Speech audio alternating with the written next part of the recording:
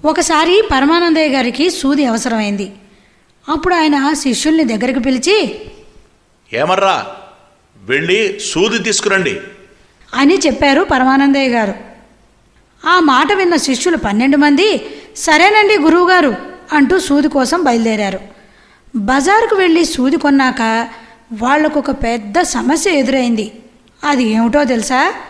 ఆ సూది తీసుకెళ్ళి గురువుగారికి ఎవరివ్వాలి అని. అందులో ఒకడు, ఒరే, సూదిని నేనిస్తాను గురువుగారికి అన్నాడు. ఇంతలో భృంగి వచ్చి, ఒరే, నేనిస్తానురా గురువుగారికి అన్నాడు. వీళ్ళిద్దరూ ఇలా వాదించుకుంటుండగా ఇంకేముంది, 12 మందిలో నుంచి నంది ఊరుకుంటాడా? నంది వచ్చి, మీ ఇద్దరం కాదు, నేనిస్తాను అన్నాడు. అలా వాళ్ళందరూ కలిసి నేనిస్తాను అంటూ గొడవ పడసాగారు. ఆ తగువు ఎంతకు తేలేట్టు కనపడట్లేదు. గురుభక్తి విషయంలో ఆ శిష్యులు ఎవ్వరూ రాజీ పడేవారు కాదు కదా. ఇంతలో వారికి దుకాణం పక్కనున్న ఒక తాటి దూలం కనపడింది. దాన్ని చూసేటప్పటికీ ఓ శిష్యుడికి ఆలోచన వచ్చింది. అప్పుడు వాళ్ళు, రేయ్, మనం తగులాడుకోవద్దురా, ఈ దూరానికి సూది గుచ్చి అందరం దాన్ని మోసుకెళ్దాం. అప్పుడు గురువుగారి ఆజ్ఞని అందరం సమానంగా పాటించినట్లే కదా, ఏమంటారు అని అడిగాడు అతను. దానికి మిగిలిన వాళ్ళంతా సరేరా. అందరూ సరే అంటే సరే అనుకుంటూ ఆ దుకాణం యజమాని దగ్గరికి వెళ్ళి, యజమాని గారు, ఆ దూలం మాకు ఇస్తారా అని అడిగాడు. దానికి దుకాణం యజమాని, దానిదేముంది, తీసుకెళ్ళండి అన్నాడు.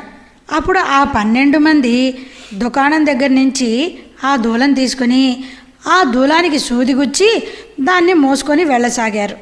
ప్రజలంతా వాళ్ళని వింతగా విచిత్రంగా చూస్తున్నారు.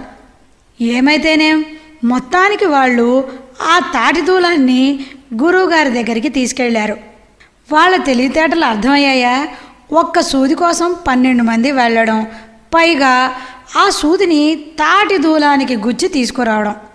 వాళ్ళది అమాయకత్వం అనాలా, మరి ఏమనాలి? సరే, ఇంతకీ గురువుగారి దగ్గరికి తాటి దూలాన్ని తీసుకొని వచ్చారు. అప్పుడు గురువుగారు దాన్ని ఆశ్చర్యంగా చూస్తూ, ఏమిట్రా అది, సూది తెమ్మంటే తాటి మంత ఇచ్చారా అని అన్నారు కోపంగా. దానికి వాళ్ళు, గురువుగారండి, ఒట్టి తాటి దూలమే కాదు, సూది దీనికే గుచ్చి తీసుకొచ్చాం, కావాలంటే చూడండి అన్నాడు. వీళ్ళ మాటలు విన్న పరమానందయ్య గారికి ఏమీ అర్థం కాలేదు. సూది తాటి దూలానికి గుచ్చి తెచ్చారా అని ఆశ్చర్యపోయారు. అప్పుడు ఆయన వాళ్ళని, తాటి దూలానికి సూది ఏమిటర్రా, ఏం జరిగిందో చెప్పి అడవండి అన్నారు. గురువుగారి కోపానికి వాళ్ళు భయపడ్డారు.